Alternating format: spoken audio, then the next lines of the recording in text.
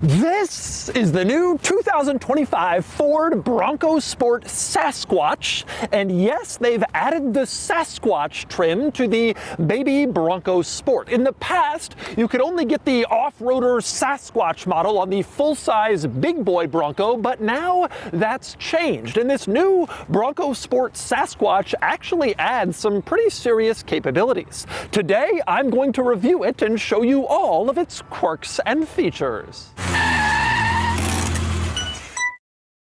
Before we get started, are you ready for your next cool car? Sell your enthusiast car on Cars and Bids. Trading in your car to dealers means you aren't getting market value for your car, leaving you with less cash for your next fun car.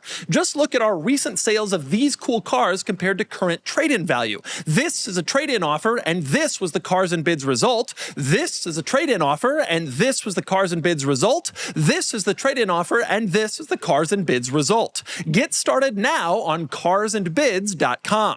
Sell on Cars and Bids and join the best community to sell your enthusiast car. All right, time for the quirks and features of the Bronco Sport. Now, this came out for the 21 model year, and I last reviewed it at the end of 20. It's been 4.5 years since I've been in a Bronco Sport, and in that time, it has been quite popular. It's managed to sell over 100,000 units per year here in the States very easily, and it's taken a lot of sales away from the more generic Ford Escape. That used to sell around 300,000 units here in the States, and now it's down to about 150, and it's pretty clear a lot of those buyers have gone over to the Bronco Sport, which is more exciting, cooler looking, and has sort of the Ford Bronco DNA. And with that in mind, Ford is now doubling down on it with the new Bronco Sport Sasquatch. Now, Sasquatch has always been the term used on the big boy, full-size Bronco to denote the top off-road trim, but now they're bringing it to the Bronco Sport. Now, just like with the full-size Bronco, the Bronco Sport Sasquatch is, once again, the top off-roader trim, and you can get it in two different Bronco Sport trim levels, the Outer Banks model and the Badlands model, which had previously been the top off-roader Bronco Sport. Now, if you get a Bronco Sport Outer Banks Sasquatch, it's around $42,000 to start. Meanwhile, a Bronco Sport Badlands Sasquatch starts around $45,000. So, what are the upgrades for the Bronco Sport Sasquatch? Well, even though the Bronco Sport has always been viewed as sort of the baby Bronco that doesn't have the off-road chops of the big boy, the Sasquatch actually has a surprising amount of pretty strong upgrades, the most obvious of which on the outside is the all-terrain tires. You can see these kind of knobby, upgraded tires to take it further off-road. Now, behind the tires, you have new Bilstein suspension specific to the Sasquatch, which allows for more suspension travel, better articulation when you're off the pavement. Now, the regular Bronco Sport Badlands already has about a 1-inch lift compared to other Bronco Sport models, but the Sasquatch takes that even further with about another 1/2-inch lift, which obviously improves ground clearance even more. Now, beyond that, an increased suspension height also improves approach angle and departure angle, meaning it can go over more difficult terrain, and there are some improvements up front and in back, specifically new steel bumpers. In back, you can see there is a new steel bumper there intended to be able to be smashed by off-road stuff, and included in the steel bumper, you have recovery hooks. These are appearing on a Bronco Sport for the very first time. No previous model, even the Badlands, has had them, but now the Sasquatch does. Now, up front, you also have a steel bumper, and you can see that a new bull bar has been integrated into the steel bumper for maximum toughness and capability. The Bronco Sport Sasquatch also comes with a skid plate, although that had already been standard on the Badlands model before, but if you get an Outer Banks Sasquatch, you get the skid plate just like the Badlands had. Now, there are a few other upgrades that the Sasquatch adds that were previously standard on on the Badlands, but will be new features for the Outer Banks Sasquatch. The most important is the twin-clutch rear drive unit that was only on the Badlands before. That's on all Sasquatch models, even the Outer Banks, and it comes with a rear locking differential as well, which really enhances the off-road capability. Even though this is just the Bronco Sport, those things should make it pretty capable off the pavement for a compact crossover like this. It's also worth pointing out that the Bronco Sport Sasquatch comes with a new GOAT mode. That's what Ford calls the drive modes in some of its trucks and SUVs. GOAT stands for Goes Over All Terrain, and they all have a few GOAT modes. This one adds Rally mode, which is kind of a high-speed off-road mode that's intended to hold the gears for a little bit longer in order to keep up speed when you're off the pavement. Now, the Badlands model had previously had that mode, but now it's on all Sasquatch models, including the Outer Banks version. So there are some real off-road upgrades to the Sasquatch over the Outer Banks, but even over the already pretty off-roady Bronco Sport Badlands. But beyond the upgrades for the Sasquatch, let's talk through some other interesting Bronco Sport quirks and features, starting with its general exterior styling. It's kind of cool. The boxy outside of this car has added some excitement to the otherwise pretty boring world of the compact crossover. A lot of the other small SUVs look pretty similar and pretty generic, but this one, with its sort of off-roader, boxy, square, capable look, really makes it more exciting and more interesting. And I think that has significantly resonated with buyers. This has been pretty popular for a new offering compact SUV. And they've done a great job of tying it in with the regular full-size Bronco. Obviously, that's the cooler one, the one everybody wants, but they've given this a sort of similar look, which helps to add credibility to the Bronco Sport. And that's especially true up front, where the front end design really looks similar to the full-size Bronco. You got Bronco spelled out across the front end, you got the circle lights on both sides. You really have kind of a cool Bronco looking front end and a square boxy look, which is very different and more exciting than the other compact SUVs. I also love the look of the C-pillar, which you can see right here, this sort of angled design going down the side of the car. That's a pretty cool look that distinguishes it again from the generic design you see in so many other compact crossovers. And how about this for a rather interesting quirk? On the front fender, you have this metal hook. And you're thinking, what is that? It pops out of the front fender, and there's a weight limit, 150 pounds. I didn't really understand it myself. I looked it up, and it's a tie down for stuff that you might want to carry on the roof. So if, for example, you have a canoe mounted on the roof, and obviously you want some rope to tie it down to the car, here's a spot on the fender built in where you can do that, which makes sense given the Bronco Sport, especially the Sasquatch, and its aim at an active off-roader lifestyle crowd. Another thing I really love about the Bronco Sport is the tailgate, which obviously opens up like a tailgate, but there is a separate latch you can see integrated into the tailgate here that also opens up the rear glass. And so you can open the glass independent of the tailgate, which is nice. If you want to go back there, you don't want to open up the whole thing, it's kind of heavy. You just open the glass, throw your stuff in, and then close it, and it's easier. Not too many SUVs still have independent opening rear glass, so it's nice to see that this one does. And speaking of that rear glass, on the inside of the rear glass, they've printed a little image of an old school Bronco. Now, you can't see this from the outside, maybe if you shine a bright flashlight, but it's intended actually to be seen on the inside when you're driving. You look in the rear view mirror, you see what's behind you, including that little Bronco imprint, so it reminds you that you're not driving a boring regular crossover, but instead a Bronco-ish. And next we move inside the Bronco Sport, where there is a lot to discuss in here. The interior, like the exterior, is a lot more exciting than what you'd get in a normal, regular, compact SUV. And indeed, it is filled with quirks and features. But let's start with the general look. The materials, they're fine. They're not really all that nice, but they're pretty much what you would expect at the price point, high $30,000, low $40,000 range. You're not going to get a top-end luxury car, but you get durable, nice, quality materials. It pretty much feels like I would expect it to in here. And it feels more rugged, like a Bronco probably should. The overall design of the dashboard of the interior is kind of upright. You don't have swooping lines or wood trim. Instead, everything is sort of durable materials in case you're going off-road and they need to get wet or muddy. It certainly looks like they'd be able to handle that sort of thing. I especially like the look of the trim on the seats. You can see this sort of gray contrast color on the inside, but the general design on the seat back, the upper part with the yellow trim, it all looks pretty cool and sort of adds to a fun vibe in here. And beyond the materials, there are some real off-road things in here. Like, for example, a grab handle over on the passenger side. You can see it's screwed in. It's supposed to look very severe and serious, and indeed it is. You can grab on while you're doing crazy off-road stuff to make sure you don't fly out of your seat. And how about the floor mats? You can see they're rubber instead of your traditional carpeted or plastic, also intended for getting muddy, getting dirty while you're off-roading. You can hose them out, clean them off pretty easily.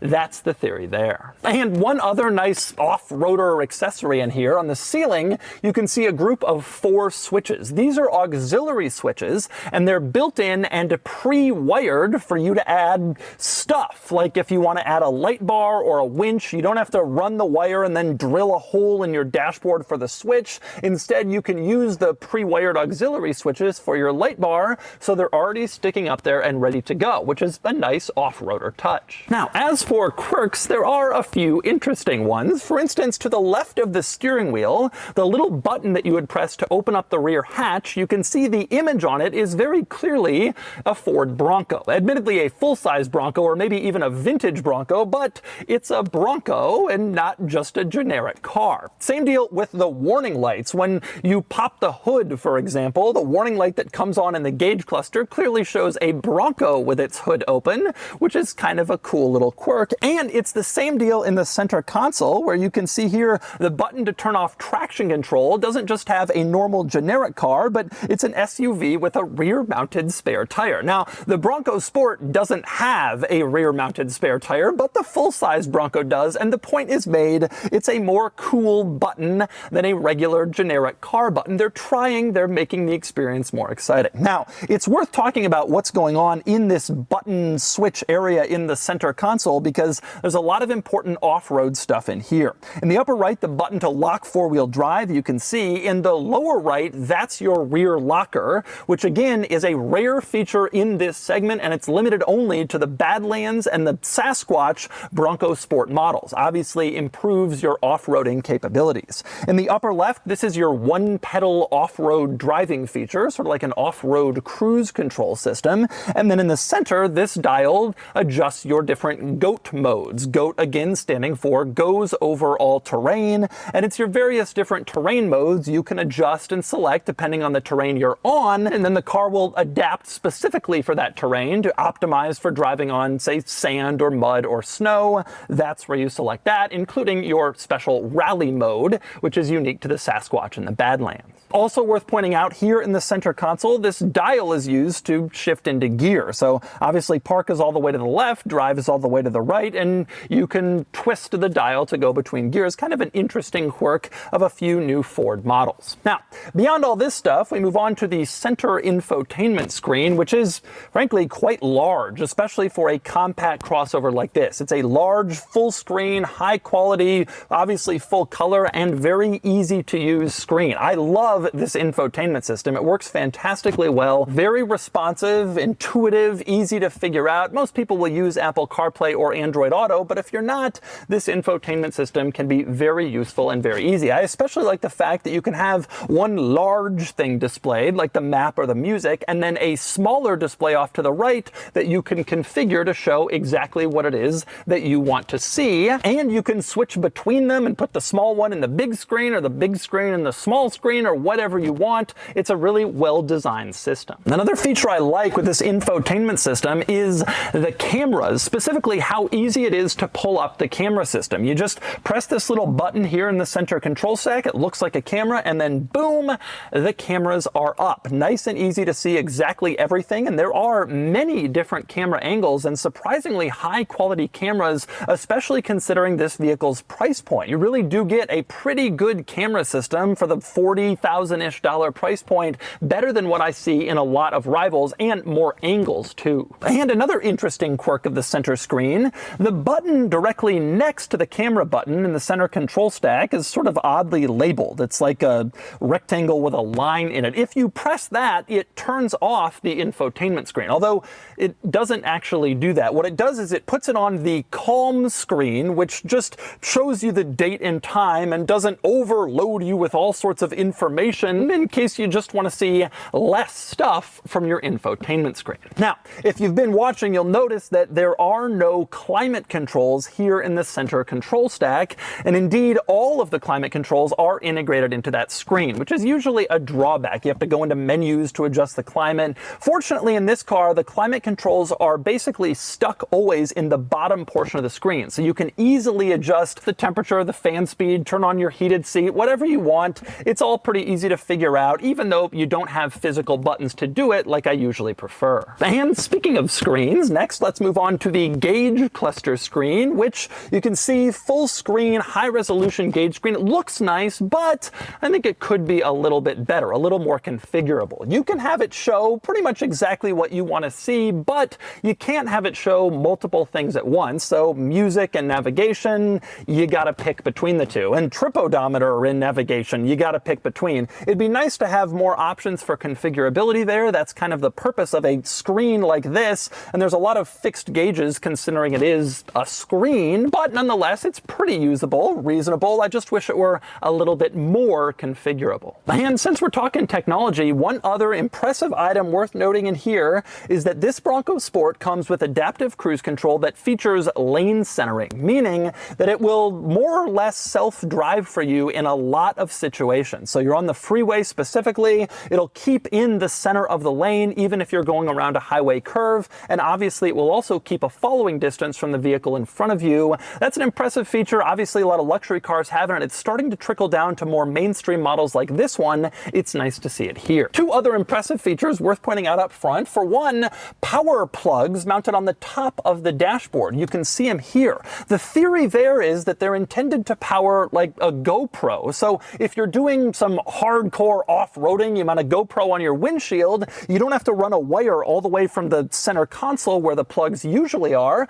They're mounted directly below the windshield on the dashboard, and you can just plug in your camera, your phone, whatever. It's right there. That's nice to have. Another rather interesting feature in here in the infotainment system, there's a section where you can record feedback and then send it off to Ford. That's right here. You can record a 45-second piece of feedback, and then it goes out there and I guess sends over the air, and they can get your feedback and hear from you in real time. If you have some brilliant idea while you're driving, you can tell them about it. And next up, we move on to the back seat in the Bronco Sport, which isn't huge, but is actually okay sized given the overall size of the vehicle. Obviously, this is a compact crossover, not intended to be a massive back seat, but I fit back here reasonably well with knee room and leg room. Headroom is especially good though, and that's because the roof line is tiered. You can see there's sort of a lower roof line over the front seats, and then it goes higher over the back seats, which is entirely there to add rear seat headroom, and it works well. Sitting back here, you feel like you have a pretty large amount of space for your head because you do. But beyond just the rear seat room, there's a lot of cool stuff back here. For one thing, storing things. On the backs of the front seats, you can see that you have zippered pouches behind each seat where you can put stuff, and obviously that'll keep it away from getting wet or dirty or damaged if it's in this zippered pouch, which is a pretty cool storage area. Now, below that, you have these nylon straps. They're pretty small, but they're intended to be able to, well, hold stuff really well in place. This could particularly be useful for tools or other off-road camping equipment or gear. You can stick it back here behind both seats, and you have a spot for it, which is pretty cool. But But my personal favorite rear storage area is on the sides of the front seats. You can see there's a little Bronco horse logo and then a small pocket where you can insert something. This pocket is specifically designed to be cell phone sized. So you can put your phone in here next to the little Bronco logo, and it's on both sides. Driver and passenger seats both have this little cell phone storage pocket, which is a really neat idea. And the practicality continues back here. You have two separate USB-C ports, as you can see, for charging devices, but you also have a traditional household style power plug, which is really useful, especially within the passenger compartment. Some automakers just put it in the cargo area, some don't include it at all, but it's nice to have it inside the back seat so you can charge your stuff back here. And you can also see back here there are climate vents for the rear passengers. This isn't always a common feature in vehicles at this segment or price point, so again, it's a nice feature to have for the back seats that kind of adds to the comfort, convenience, and practicality back here. One other item worth noting in the back, just like up front, you have some durable materials, and that means rubberized floor mats that can easily be hosed down and washed off in case your passengers get in with muddy boots while you're off-roading. You can easily clean it out. And speaking of materials, the same ones you had on the front seats are also in back, so you have the same gray seat centers, but also this kind of cool design on the upper seat back portion with the little yellow trim. It all looks pretty nice and contributes to kind of an interesting rear seat atmosphere that matches the interesting exterior. And next up, we move on to the cargo area in the Bronco Sport. You open it up with the little latch for the door, not the glass like I showed you before, and it pops open. No power tailgate here, but when you're inside, you do have a very nice cargo area. Surprisingly large for a compact SUV crossover, but that's in part because of the boxy design of the Bronco Sport. The flat roofline doesn't sort of taper off and steal cargo space. It's nice and wide, flat, long. It's a good cargo area, and it has some interesting quirks of its own. For one, you have this cargo mat, again rubberized in case you want to throw like a wetsuit or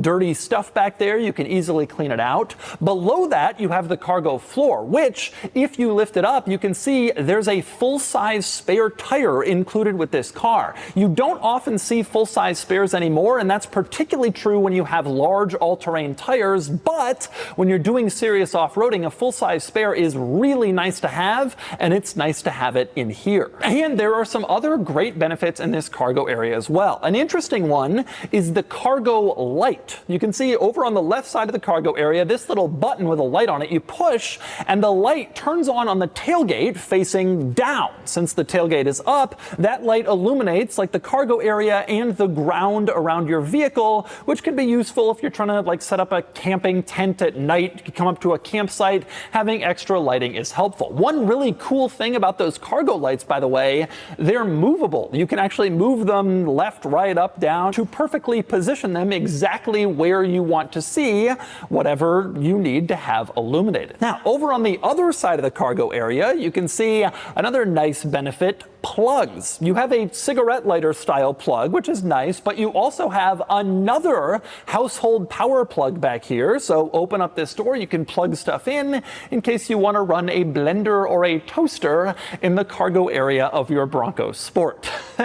That may not be the best idea, but the point is you can charge stuff with a household power plug. There's one in the back seat and the cargo area, which is a really nice, convenient thing to have. However, the most interesting Bronco Sport cargo area item is undoubtedly the cargo cover, which you can see is this hard piece that's split into two. In its default setting right here, the part that's flipped up reveals a yardstick on the bottom. So if you're trying to measure something, you've got a built-in yardstick in your vehicle where you can measure. It's not exactly a yard. It's not that wide. It only goes to 32 inches, but it's better than nothing. Now, the cool thing about this cargo cover, though, is it has little fold-out legs, as you can see. And if you fold the legs out and then pull the cargo cover forward, it can act as a table, which can be surprisingly useful. If you're tailgating, you're off-roading, you want to cook something at a campsite, whatever, you have a built-in table that's more at like chest height rather than having to reach down into a cargo area for it. And that's a pretty cool, pretty practical, pretty quirky feature. And finally, we move under the hood, where this particular Bronco Bronco Sport Sasquatch is equipped with a 2-liter turbocharged 4-cylinder engine that makes about 240 horsepower. That's not a massive number, it's not going to make this fast, but it's a pretty potent figure for a compact crossover, and it delivers pretty decent acceleration. Now, this powertrain is standard in the Bronco Sport Badlands, so the Badlands Sasquatch also gets it. However, if you get the Sasquatch version of the Outer Banks, it's all a little confusing. That one comes standard with a 1.5-liter turbo 3-cylinder that makes about 180 horsepower, and interestingly, the Sasquatch will use that powertrain on the Outer Banks trim. So the Sasquatch model isn't confined just to the 2-liter turbo. You can also get the 1.5 turbo if you get an Outer Banks. But with all that in mind, I'm especially excited to get behind the wheel and drive the Sasquatch version of the Bronco Sport. Let's see what it's like. All right, driving the Bronco Sport Sasquatch. Oh. Now, a lot of enthusiasts have complained about the Bronco Sport. Oh, it's not the real Bronco. It's the baby Bronco. It doesn't have any real capabilities. I totally disagree. Yeah, it's not the real off-road Bronco. That's true. However, there's a huge market of people for whom this is a desirable car, like a compact crossover. Like, that's what everybody wants. And I actually commend Ford for bringing some excitement and some life into the compact crossover segment. All these other compact SUVs, the RAV4, the CR-V, the CX-5, they're all so dull. They have look-alike styling, they drive the same, they look the same, they're not particularly different or engaging from each other. And then Ford comes out with the Bronco Sport, which has like kind of boxy, cool, go-anywhere styling, and some of the higher trims are pretty nice, and some of the off-roady trims are pretty capable. And that's kind of a neat thing to like inject a little bit of excitement into a segment that isn't very exciting. So yes, it isn't the real Bronco, but for a lot of people, this is a car that's desirable, and it's cool that they did this. And it's especially cool now that they're doing the Sasquatch version. This car probably has a pretty small buyer segment, right? Like the off-road versions of the Bronco Sport are already pretty uncommon if you pay attention when you see these on the road. And then this is going to take that even more to a higher level. However, Ford told me at the launch for this car that the Bronco Sport buyer is like 4 times more likely to go camping or, use their vehicle for off-road purposes compared to a regular compact crossover buyer. And so adding a possibility for some more capability, I think, is a pretty good thing. It gives people in this segment the ability to get a little bit more capability if that's what they're looking for, which it might be. And again, a small portion of the buyers, but probably some portion of buyers look at this and they say, hey, look, I don't want a real Bronco. It's too expensive. It's too big. It's too removable. Like, I need something a little bit more rational, but I still want some capability. And this car provides that in a pretty nice way. From a driving perspective also, I got to say, you're not really giving up anything in order to get the Sasquatch. This does not feel harsher. It does not feel worse. I have a suspicion that those all-terrain tires probably rob you of a little bit of fuel economy, maybe 1 mile per gallon, maybe 2. It's not like you're making a significant trade-off from a daily usability perspective. This car is a fairly mild off-roader. It just adds some more capabilities without going too far, and so it really doesn't feel compromised, and I think that's a cool thing. If you do look at the Bronco Sport and say, I want a little more capability, I want that size, I want that price point, I want a little more capability, this is that. And again, you're not really putting up with all that much drawback. It's obviously more expensive to buy, but it's going to be since it has more stuff. Other than that, I don't really see a problem. You still have a lot of the same great Bronco Sport stuff, which means you get a good driving position. You sit pretty far up high, not like a real Bronco, but still pretty decent. You look out over this flat hood, it gives you kind of this like feel like you're like above stuff and kind of king of the road, even though you're in a little SUV. You have a nice interior. You have good technology, as I already showed you, with some good stuff. I also happen to like this powertrain. I think that this turbo 4-cylinder is a great engine that I think delivers like a really pretty impressive amount of power and a pretty impressive amount of torque, and it feels good and it drives well. Really, I don't have any complaints about this car except for the regular complaints that I have about the Bronco Sport. I don't think that there's anything worse about the Sasquatch. And the complaints about the Bronco Sport are, the interior is a little bit cheap. It's a little bit low rent. There's some cheap plastics kind of running around. The ride quality is fine, but it's not like luxury car nice. Again, you're not expecting that, but it's something you're gonna think about when you're driving it. It's a little bit crashy. flashy. And, you know, in terms of noise and outside noise, you hear a little bit more engine, you hear a little bit more road noise than you would in like a nicer vehicle. And the Sasquatch at its price point is starting to kind of push up into nicer vehicle territory. And so that is maybe something that people buying this car would expect or would think about a little bit more, but they're probably willing to make that trade for the off-road stuff, or else they wouldn't be interested in a Sasquatch. But I think a lot of those criticisms are just sort of general at this price point complaints, and I don't think they're really problematic. I think that this car is made well. I think it has a lot of positives, and I really think that adding like a more capable version is a pretty cool idea. Ford, knowing their customer, knowing that the Bronco Sport buyer is a little more off-road kind of focused and lifestyle, you know, active terrain lifestyle kind of focused, and so you're still getting like a pretty efficient, pretty parkable, pretty drivable, pretty maneuverable compact crossover, but adding a little bit more capability in a nice way. And so that's the new 2025 Ford Bronco Sport Sasquatch. The baby Bronco Sport is often criticized in the off-roader enthusiast community for not being a real Bronco, and maybe that's true, but this car does have some broad appeal to a lot of car shoppers, and the Sasquatch adds some real legitimate off-road capability. And now it's time to give the Bronco Sport Sasquatch a DougScore. And the DougScore is here, 50 out of 100, which puts the Bronco Sport Sasquatch here against rivals. It earns the same score as the regular Bronco Sport, but the Sasquatch gets an extra point in the weekend categories, but loses a point in the daily categories for its value, as its boosted cost makes it a bit pricey. Overall, though, I love the Bronco Sport in general, and the Sasquatch adds even more appeal for the segment of people who actually use this car to go off-road. And while that's not going to be a huge buyer base, just having the option is a fantastic addition to the Bronco Sport lineup. This is the new Ford Bronco Sport. Nice! That was perfect!